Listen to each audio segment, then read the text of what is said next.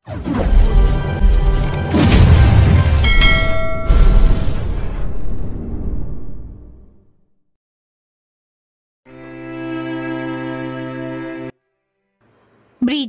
POV. Bridget, tika lang. Saglit lang. Hindi ka pwedeng pumasok sa loob. Bigkas ni Lucas na labis kong ipinagtaka. Hindi ko talaga siya maintindihan. Bakit ayaw niya akong payagan sa loob ng kwarto niya? Huwag niyang sabihin na conservative siya. Wala rin naman akong balak na bumuka ka sa harapan niya, no?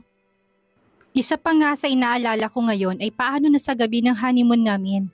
Kaya ko bang makipagtalik sa kanya? Bakit? I mean, Lucas, buong gabi ako naghintay sa tawag mo. Ano bang nangyari? Si Gail, hindi ko rin matawagan. Nag-aalala ko. Bigkas ko sa kanya at pasimple pa akong sumilip sa loob ng kwarto niya. Pero kaagad naman siyang humarang. Hindi ko tuloy mapigilan ang mapahalukip-kip dahil sa namumuong inis ng kalooban ko. Grabe naman ang pagiging conservative niya. Sisilip lang naman ako eh. Sorry kung hindi ako nakatawag sa'yo pero pwede bang next time na lang tayo mag-usap? Pwede bang umalis ka na muna? Pupuntahan na lang kita mamaya or bukas sa bahay niyo.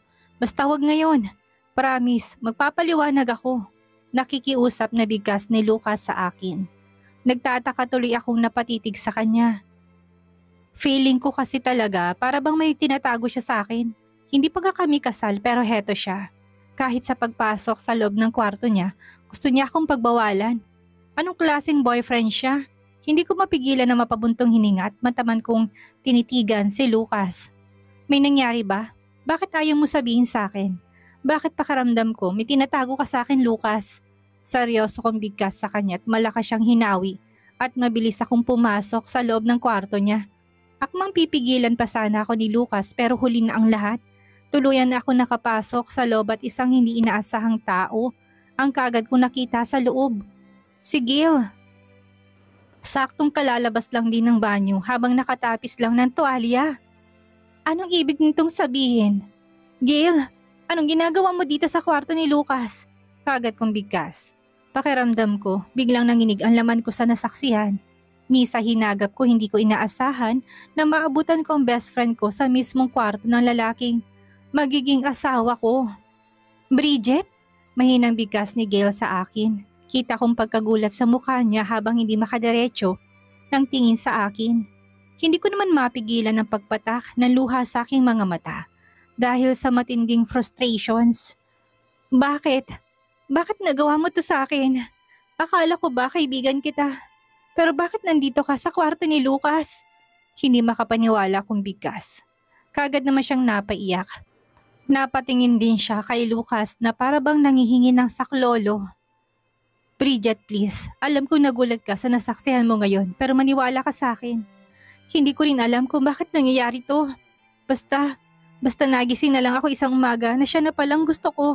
Bigkas ni Lucas na parang bomba na sumabog sa pandinig ko. Hindi ako makapaniwalang napatitig sa kanya. Ano ang ibig mo sabihin? Lucas, ikakasal na tayo. Don't tell me na atras ka sa kasal natin. Sabihin mo lang para itigil na natin ang kalokohang ito. Galit kong bigkas sa kanya. Napaka-unfair niya. Tinanggap ko ang marriage proposal niya sa pag-aakala ko na mahal niya na ako. Tinanggihan ko ang pakipagbalikan ni Hercules sa akin dahil naawa ako sa kanya. Pinilit kong sarili kong mahalin siya pero bakit ito naging ganti niya sa akin? Shit, talaga bang malas ako pagdating sa mga lalaki? Na ang lalaking gusto or ginusto ko sanang makasama ay bigla na lang akong iniiwan at ang ending maiwan akong luhaan? I am sorry. Huwag mong sisihin si Gail tungkol dito. Inosente siya. Ako ang nag-initiate na may mangyari sa amin. Narinig kong bigkas ni Lucas. Nakakalungkot, talagang pinagtanggol niya pa si Gail ng harap-harapan. Bridget, I am sorry. Wala akong plano manggulo. Wala akong planong agawin siya sa'yo. Huwag kang magalit kay Lucas dahil matutuloy ang kasal niyo. Tama, kung iniisip mo na ako ang magiging hadlang sa pag-iisang dibdib niyong dalawa, lalayo ako. Ngayon mismo, lalayo ako. Pupunta ako sa lugar kung saan hindi na kami makikita ulit ni Lucas. Sabat naman ni Gail sa akin. Galit ko siyang tinitigan sa kanyang mga mata habang nakakuyom ang kamao ko. Akala ko pa naman kaibigan kita. Akala ko pa naman ikaw ang magiging karamay ko sa lahat ng oras. Bakit nagawa mo sa akin to, Gail? Bakit mo ko niloko? Umiiyak ko ng bigkas sa kanya. Kaagad ko namang napansin ang pagpatak na luha sa kanyang mga mata. Umiling-iling pa siya at parang nahahapong napaupo sa kama. Kasalanan ko. Alam ko malaking kasalanan na nagawa ko sa iyo, Bridget. Hindi sapat ang salitang patawad para gumaan ang kalooban mo. Umiiyak na bigkas niya sa akin. Napansin ko pang kaagad siyang nilapitan ni Lucas at inalo. Lalo namang nag-uunahan sa pagpatakang luha sa aking mga mata. Mukhang nagmamahala naman kayo eh. Sige, magpapaubaya ako. Wala nang kasalan na magaganap sa pagitan nating dalawa, Lucas. Bigkas ko't laglag ang balikat na kaagad na naglakad paalis. Hindi ko alam kung anong iisipin ko. Sa totoo lang, naguguluhan ako. Nakakapanghinayang, nakaset na ang lahat at naglaan ako ng maraming oras para sa paghahanda sa kasal naming dalawa. Tapos malalaman ko ngayon na may relasyon siya sa best friend ko. Ang saklap. Siguro nga nakatakda talaga ako mamuhay na mag-isa. Siguro nga nakatakda talaga akong tumandang mag-isa. Pagkatapos ng kumprontasyon naming dalawa ni Lucas, tuluyan ko na siyang hindi pinakiharapan. Nakapag-send na kami ng invitation card sa mga taong inimbitahan namin na dadalo sa kasal namin pero bahala na siyang gumawa nang parang magsabi sa mga ito na cancelled na ang kasal namin. Bahala siya. Kasalanan niya kung bakit hindi na matutuloy ang kasal namin kaya siyang umayos sa lahat-lahat. Kung nagsayang ako ng oras sa pag-aayos ng kasal namin, may doble naman ang kanya. Ang alam ko kasi, bayad na lahat ng mga suppliers eh. Pati wedding gown ko, bayad na rin. Anong sabi mo? Hindi na matutuloy ang kasal niyong dalawa? Bakit? Kaagad na tanong ni Kuya sa akin. Ilang araw na ako nagmumukmuk dito sa kwarto ko at bukas na sanang araw ng kasal naming dalawa ni Lucas. Aminado ako sa sarili ko na hindi ko naman mahal si Lucas pero nasasaktan pa rin ako. Ewan ko ba? Siguro dahil masyado akong umasa na magiging masaya ako sa piling niya dahil iniisip ko na isa siyang ideal husband. Wala eh, hindi pa man kami kasal, nangabit na. Walang gaan akong bigas kay Kuya. Narinig ko naman ang malakas niyang pagtawa. Sabi ko na nga ba eh, hindi talaga matutuloy ang kasal niyo. Kahit na mga bitch siya, kung talagang mahal mo yung tao, ipaglalaban mo talaga. Pero since hindi mo siya mahal, kay bilis din sa'yo na magdesisyon na iwan siya. Na wag na lang pakasal. Nakangiting wika niya sa akin. Wala sa sariling napatitig ako sa kanya. Aminin mo na kasi, alam mo sa sarili mo na hindi mo siya mahal, na may ibang lalaking sinisigaw ng puso mo. Muling bigkas ni Kuya. Hindi ko naman mapigilan na mapabuntong hininga. Tama naman kasi siya eh. Iba ang mahal ko pero mas gusto kong magpakasal kay Lucas. Ako nga itong magulo kung tutuusin eh. Kung iisipin ako nga itong unang nangabit eh. Kakapropose lang ni Lucas sa akin nung gabing iyon pero nagawa ko na makipagtali kay Hercules. Not once, but twice pa talaga. Sa aming dalawa ako pa nga yatang mas masahol eh.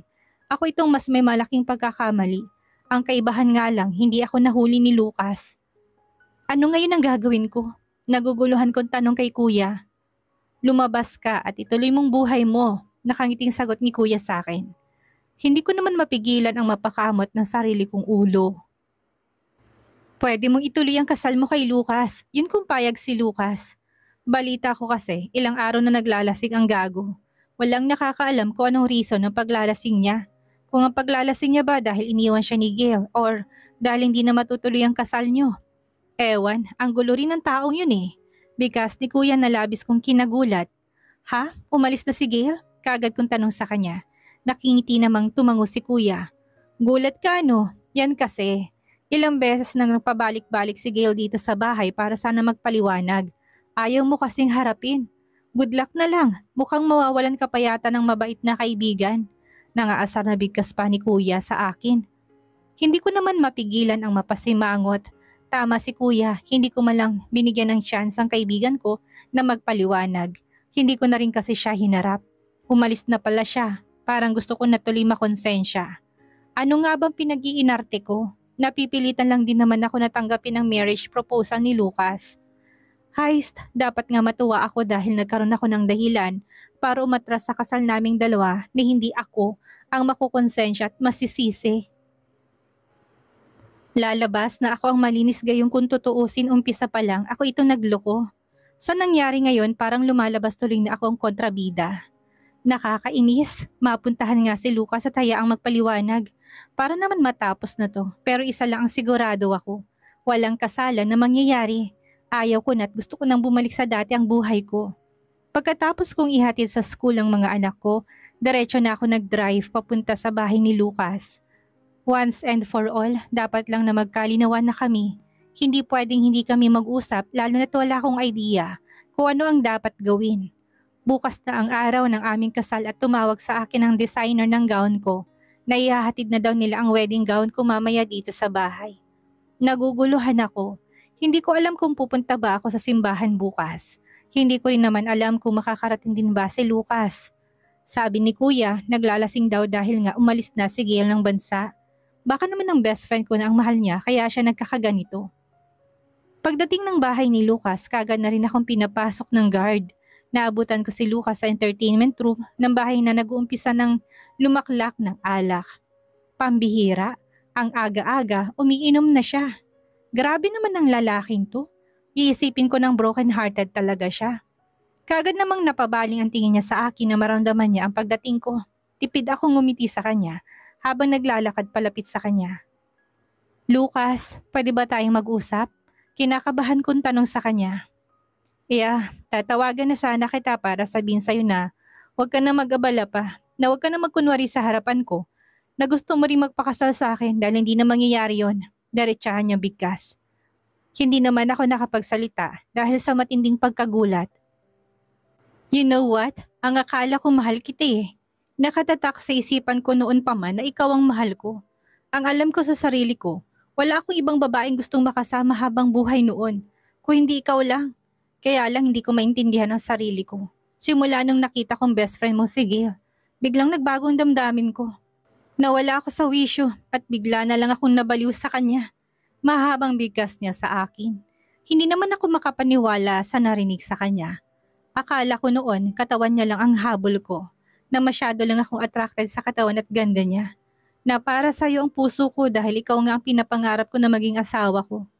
Pero simula nung lumayo siya sa akin, nang iniwan niya tayo sa beach resort, doon ko napagtanto na siya talaga. Na hindi niya na natuloy pang sasabihin niya nang bigla akong sumabat. Kung siya na palang mahal mo, bakit ka sa akin nag-propose ng kasal? Putol ko sa sasabihin niya pa. Napatitig naman siya sa akin kasabay ng pag-iling. Dahil gago ako, nagpadalos-dalos ako ng desisyon at hindi ko man lang naisip ang magiging consequences na lahat ng mga desisyon ko. Diretsahan niyang sagot sa akin. Hindi naman ako makapaniwala sa narinig ko mula sa kanya. Grabe siya, nagawa niya mag-propose ng kasal sa akin, gayong may nararamdaman siyang paghanga sa ibang babae. Ano ngayon ang plano mo? Tanong ko sa kanya. Gusto ko nang baguhin ang topic namin. Ayaw ko nang marinig pa kung ano man ang sasabihin niya. Ayaw ko nang ipamukha sa kanya ang pagkakamali niya dahil may sarili din akong pagkakamali. Malaki din ang kasalanan ko sa kanya kaya minus ng sumbatan sa pag-uusap naming ito. Plano. Don't worry, aakuin ko lahat ng responsibilidad tungkol sa hindi matutuloy na kasal nating dalawa. Ako ang lalabas sa madla na masama. I am sorry, Bridget. Alam ko masyadong maraming oras ang nasayang sayo dahil sa kapritsyo kong ito. Pero asahan mo, last na ito. Hindi na kita guguluhin. Maluha-luha niyang bigkas sa akin. Hinawakan niya pa ako sa kamay kasabay ng pagpatak ng luha sa kanyang mga mata. Pinigilan ko si Gail na wag na siyang umalis. Nasabay ka naming haharapin, kaya lang, parang hindi niya naman yata ako mahal. Never ko narinig sa kanya kung mahalaga ba ako sa kanya. Oo, nagpapaubaya siya sa akin pero pagkatapos noon, wala na. Laging bukang bibig niya ay ang layuan ako. Ang hirap, sobrang hirap. Muling bigkas niya sa akin, kaagad ko naman siyang tinapik sa balikat. Magiging maayos din ang lahat, best friend ko si Gail at kaya siguro hindi niya may pakita sa iyo ang kung ano man ang tunay niyang nararamdaman. Para sa iyo ay dahil sa akin. Natatakot marahil siya na masaktan ako. I am sorry, Lucas. Kung noon mo pa sana ito sinabi, hindi na sana tayo hahantong sa ganitong sitwasyon. Buong puso kong bigkas sa kanya. No hard feelings. Dapat na kaming mag-move on pare-pareho dahil isa lang naman ang sigurado. Naglolokohan lang kaming dalawa. Pagkatapos ng masinsinang pag-uusap naming dalawa ni Lucas, magaan ang loob ko na nilisan ng bahay niya. Pakiramdam ko para akong nabunutan ng tinik sa lalamunan. Pakiramdam ko, naging malaya ako. May isa pa akong gustong gawin ngayong araw. Yun ay ang dalawin si Alina sa ospital.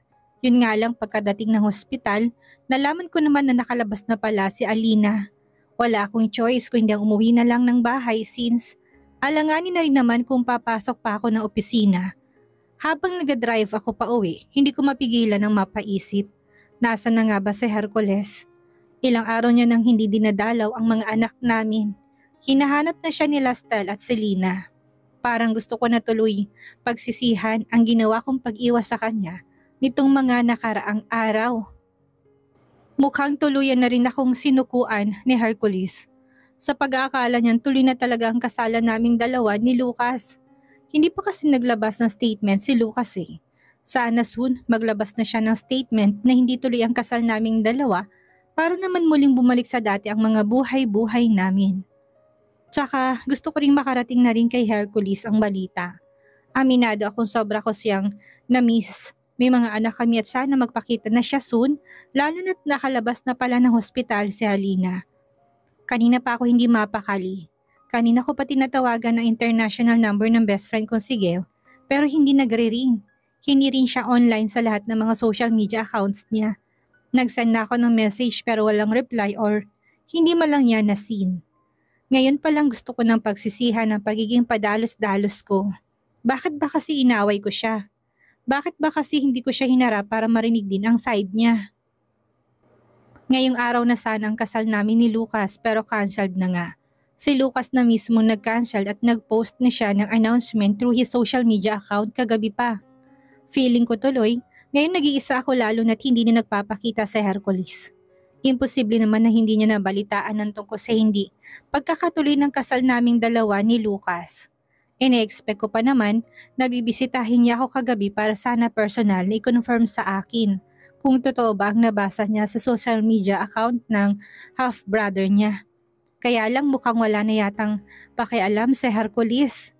Nakakasama naman ng loob. Inaasam ko pa naman na siya ang unang pupunta dito sa bahay para tanungin ako at ipakita sa akin na masaya siya dahil hindi na matutuloy ang pagpapakasal ko sa ibang lalaki.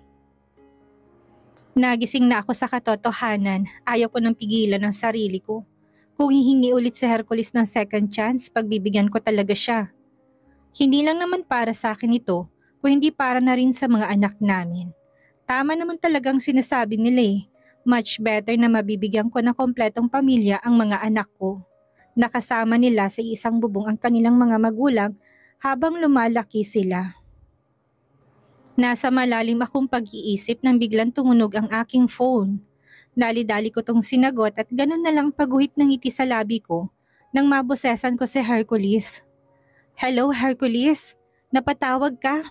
Excited kong sagot sa kanya. Isang mahinang buntong hiningang pinakawalan niya bago sumagot sa kabilang linya. Pwede ba akong makahingi ng pabor sa'yo? Hinahanap ka ni Alina. Pwede bang bisitahin mo siya? Malungkot na bigkas niya. Hindi ko naman mapigilan na makaramdam ng kaba na mapansin ko kung gaano kalungkot ang boses ni Hercules ngayon. Bakit? May nangyari ba? Kinakabahan kong tanong. Yeah, nandito kami sa ospital ngayon. Akala ko talaga okay na siya eh. Kaya lang habang wala ko, dumating sa mansyon si Rodora kanina at pilit na kinukuha si Alina. Naging dahilan yun sa sobrang stress ng bata. Kaya inatake na naman siya sa sakit niya. Malungkot na bigkas ni Lucas sa akin. Kaagad naman nanlaki ang mga mata ko sa pagkagulat. Darating ako. Pakisabi kay Alina, pupuntahan ko siya. Nagpapanik kong sagot. Mabilis akong tumayot naglalakad palabas ng bahay. Diretso ako sa kotse ko at mabilis na nag-drive. Paalis. Diretso ako ng ospital dahil balik ospital na naman si Alina. Pagka-park ng sasakyan, kaagad kong tinahak ang way patungong emergency area. Bago pa ako makarating tanaw ko na ang umiiyak na si Rodora, pati na rin si Mrs. Susan. Samantalang si Hercules naman ay tahimik na nakatayo malapit sa pintuan ng emergency room habang nakakuyom ang kamao. Anong nangyari? Kamusta po si Alina? Sa huli nagpa siya akong kay Mrs. Susan lumapit para makibalita. Napansin kong gulat na napatingin sa akin si Rodora habang mugtong mata sa kakaiyak. Nasa loob pa siya, pilit na binibigyan ng lunas ng mga doktor. Kawawa naman si Alina, akala talaga namin magiging maayos na siya pero bigla na lang siyang nahirapang huminga kanina dahil sa kagagawa ni Rodora. Lumuluhang bigkas ni Mrs. Susan. Halata sa itsura nitong takot kaya wala sa sarili na paupo ako sa tabi ni Mrs. Susan para aluin siya. Kaya lang nang muling napasulyap ako kay Rodora, napansin ko nalilisik ang mga mata nito nakatitig sa akin. Mukhang sinapian na naman ng masamang espiritu at anumang oras para bang ready ng manakmal. What are you doing here? Anak ko may sakit, ito lang dahilan para pumunta ka dito. Masungit na bigkas niya sa akin. Kagad naman nagsalubong ang kilay ko dahil sa sinabi niya takmang reresbakan ko sana si Rodora pero naunahan na ako ni Mrs. Susan. Mabilis siyang tumayo at nilapitan si Rodora. Nagulat na lang ako nang bigyan niya ito ng mag-asawang sampal. How dare you para magmalaki? Kasalanan mo kung bakit nasa loob ng kwartong niya si Alina at nakikipaglaban sa buhay niya. Galit na sigaw ni Mrs. Susan kay Rodora, sabay duro dito. Mom, alam kong kasalanan ko pero kailangan ba talagang may outsider sa pamilyang pumunta rito para panoorin ang paghihirap natin? I hate her. I hate Bridget dahil unti-unti niyang inaagaw ang kung anumang akin. Umiiyak na sagot ni Rodora habang sapo niyang nasaktan niyang pisngi. You hate her? Ikaw itong anay sa pamilyang ito at ang kapal ng mukha mo para sabihin yan. Wala ka na ba talagang kahit na konting kahihiyan na natitira sa katawan mo? Galit na sigaw ni Mrs. Susan habang sapo nito ang kanyang dibdib. Mabuti na lang at narinig ni Hercules ang komosyon sa pagitan ng kanyang ina at ni Rodora kaya mabilis na rin siyang nakalakad papunta sa amin. Sa totoo lang, hindi ko alam kung paano awatin ang dating magkakampi sa buhay. Ngayon ko lang din lubos na napatunayan na ang buhay ay weather-weather lang. Dumarating din talaga ang time na ang dating magkakampi noon ay bigla na lang mawala ng amor sa isa't isa ngayon. Yan ang napatunayan ko habang pinagmamasdan ko sila Rodora at Mrs. Susan. Kita ko ang pinaghalong galit at pagkadismaya sa itsura ni Mrs. Susan habang nakatitig kay Rodora. Si Rodora naman ay umiiyak na akala mo naman ay kinakawawa. Gustuhin ko mangawatin sila pero baka mas lalo pang lumala ang sitwasyon. Mabuti na lang at kaagad na napansin ni Hercules ang komosyon kaya mabilis siyang lumapit sa amin. Ano na naman ito? Ma'am, Rodora, please tama na. Huwag niyo nang dagdagan ng sitwasyon. Si Alina nasa loob pa. Pwede bang tama na muna ang bangayan? Kung hindi niyo kayang manahimik habang hinihintay ang paglabas ng doktor na sumusuri kay Alina, mabuti pang umalis na muna kayo.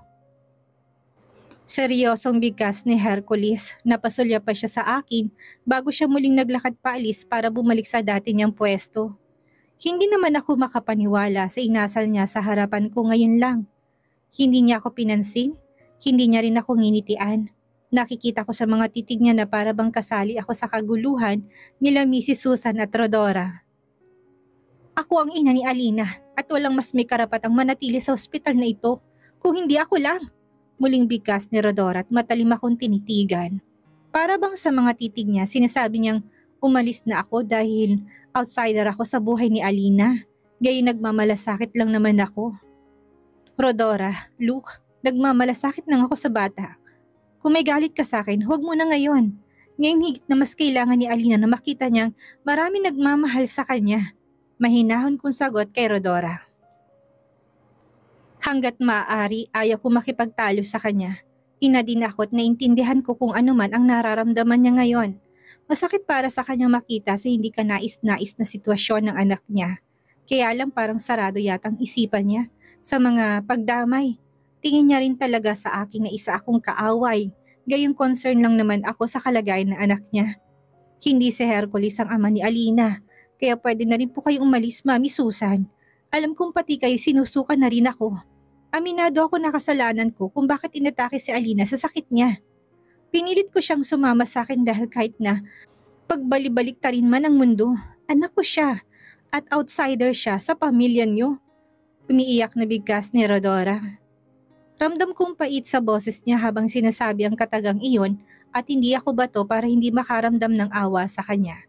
Wala sa sariling tumayo ako. Kailangan ko sigurong umalis para hindi na madagdagan ang tensyon sa paligid. Alam kong lalala lang ang sitwasyon kung mananatili pa ako sa ospital na ito. Kaya mabuti pang umalis na muna ako.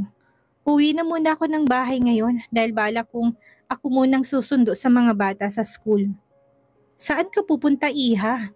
Kagad na tanong ni Mrs. Susan nang mapansin niya ang pagtayo ko. Pilit ako nagpakawala ng ngiti sa labi bago ko siya sinagot. Aalis na po muna ako para matapos na ang tensyon. Babalik na lang po ako kapag maayos ng kalagayan ni Alina. Bigkas ko. Napansin ko pang seryoso kong tinitigan ni Mrs. Susan bago dahan-dahan na tumango. Kung ganoon, mag-iingat ka. Marami pa namang pagkakataon na makapag-usap tayo. Maraming salamat sa time na ibinigay mo kay Alina. Nakangiting sagot niya sa akin.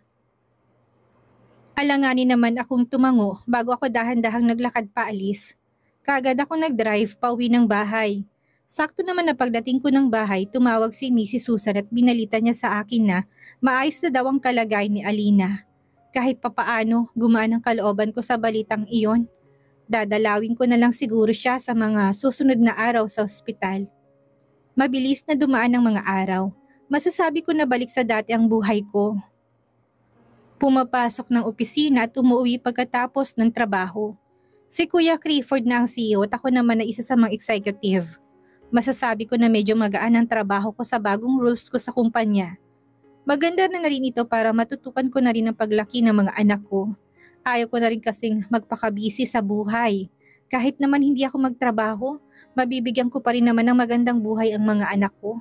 Pero syempre, nakakahiya din kasi kay Kuya Clifford kung hindi ako tutulong sa pagpapalakad ng negosyo namin.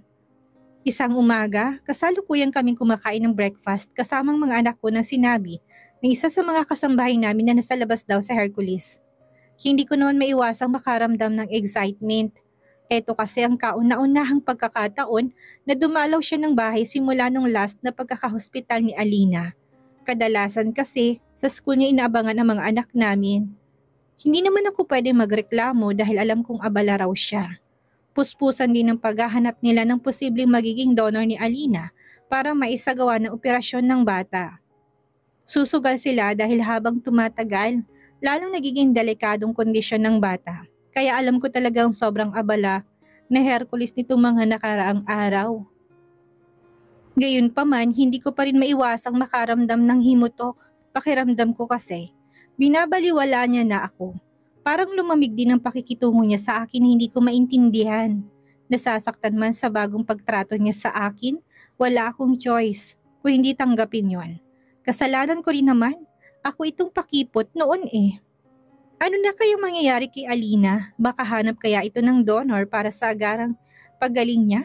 At ano na kaya ang nangyari kay Gail? At bakit kaya tila lumalamig ang pakikitungo ni Hercules kay Bridget?